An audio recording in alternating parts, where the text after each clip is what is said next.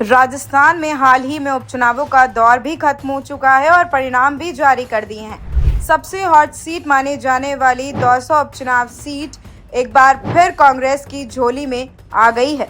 दौसा उपचुनाव में जीत दर्ज करने के बाद पूर्व उप मुख्यमंत्री सचिन पायलट ने अपने गढ़ में ताकत दिखाने के बाद अब टोंक में अपनी सक्रियता भी बढ़ा दी है, जहां आयोजित एक जनसभा में उन्होंने केंद्र और राज्य की भाजपा सरकारों पर जमकर निशाना साधा।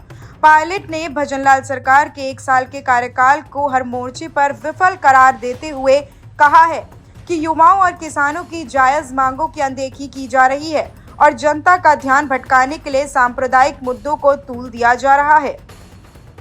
पायलट ने कहा है कि देश के युवा रोजगार मांग रहे हैं, किसान न्यूनतम समर्थन मूल्य यानी कि एमएसपी की गारंटी की मांग कर रही हैं, लेकिन केंद्र सरकार इन मुद्दों का हल करने की बजाय मंदिर मस्जिद के विवादों में उलझाकर जनता का ध्यान भटका रही है।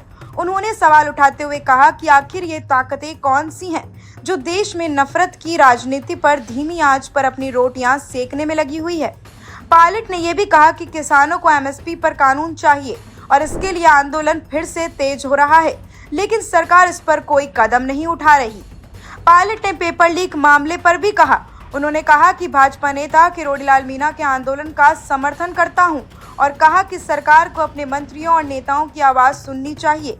उन्होंने कहा कि भाजपा के मंत्री भी अब खुलकर सरकार की विफलताओं पर सवाल उठा रहे हैं।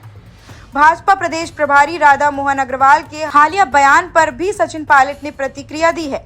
मैंने अभी तक अग्रवाल जी से मुलाकात भी नहीं की है, लेकिन जब मिलूंगा तो जरूर पूछूंगा कि वो मुझसे इतना विशेष प्रेम क्यों रखते हैं। राजनीति में व्यक्तिगत कटाक्ष से बचना चाहिए और विरोधियों को कम आंकने की गलती नहीं करनी चाहिए।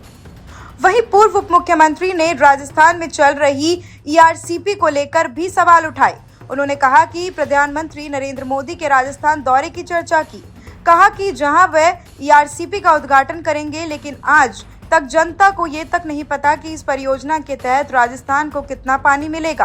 पायलट ने कहा कि राजस्थान, मध्य प्रदेश और केंद्र में भाजपा की सरकार होने के बावजूद इस परियोजना में कोई ठोस प्रगति नहीं हुई है। सचिन पायलट ने भाजपा पर सांप्रदायिक राजनीति करने का भी आरोप लगाया। उन्होंने कहा कि 1991 में संसद में कानून पारित हुआ था, जिसमें 15 अगस्त 1943 की धार्मिक स्थलों की यथास्थिति बनाए रखने का प्रावधान है। फिर भी मंदिर मस्जिद के विवाद को हवा देकर समाज को बांटने की लगातार बीजेपी सरकार कोशिश कर रही है। उन्होंने कहा कि ये सब सुर्खियां बटोरने और मूलभूत समस्याओं से जनता का ध्यान भटकाने के लिए किया जा रहा है। इसी के साथ सचिन पायलट ने संभल हिंसा का भी जिक्र किया। चुनाव और प्रशासनिक लापरवाही पर भी सवाल उठाए हैं और वहीं बिजली कटौती पर भी सरकार की चुटकी ली है। ऐसी और भी तमाम अपडेट्स और जानकारियों के लिए आप बने रहिए हमारे चैनल भारत रफ्तार के साथ। धन्यवाद।